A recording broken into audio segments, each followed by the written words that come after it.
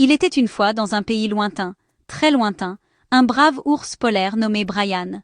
Il adorait les aventures et rêvait d'explorer les étoiles. Brian n'était pas seul. Un Golden Retriever joueur, Samuel, partageait sa passion pour l'aventure. Samuel débordait toujours d'énergie et adorait courir après les étoiles filantes. Henry, un panda avec une soif inextinguible de savoir, complétait le trio. Il passait ses journées à lire sur les galaxies lointaines et les merveilles célestes. Un jour, leurs rêves sont devenus réalité lorsqu'ils ont été choisis pour une mission spéciale, voyager vers une nouvelle planète habitable appelée Evergreena.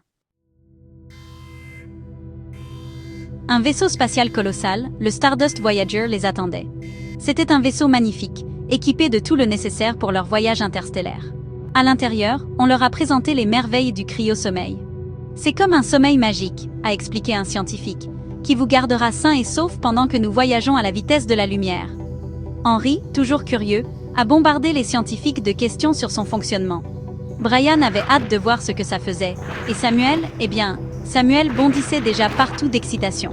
Après avoir dit au revoir à leur famille, ils sont montés dans leurs capsules individuelles.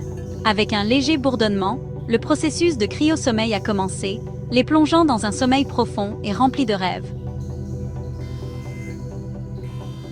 Le Stardust Voyager a traversé le cosmos, un phare brillant contre l'obscurité veloutée de l'espace.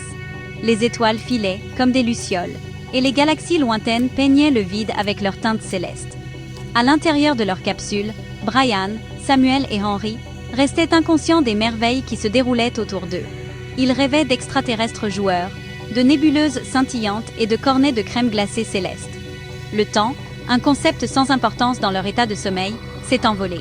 Le vaisseau a continué son voyage, guidé par les mains du destin et les calculs de brillants scientifiques sur Terre. Finalement, après ce qui a semblé n'être qu'un clin d'œil, les systèmes du vaisseau se sont remis en marche, signalant la fin de leur voyage interstellaire. Réveillez-vous les dormeurs, nous sommes arrivés! Une voix amicale a résonné à travers le vaisseau alors que Brian, Samuel et Henry sortèrent de leur cryo-sommeil. Ils ont bâillé, se sont étirés et ont jeté un coup d'œil hors de leur capsule, les yeux écarquillés d'étonnement. Par le hublot, ils ont vu un spectacle à couper le souffle.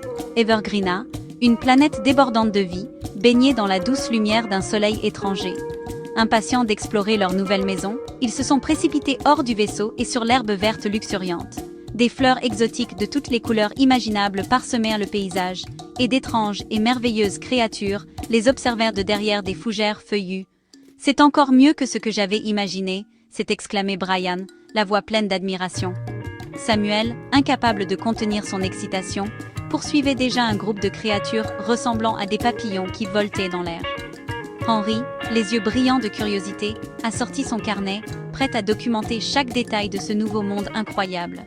Leur aventure ne faisait que commencer.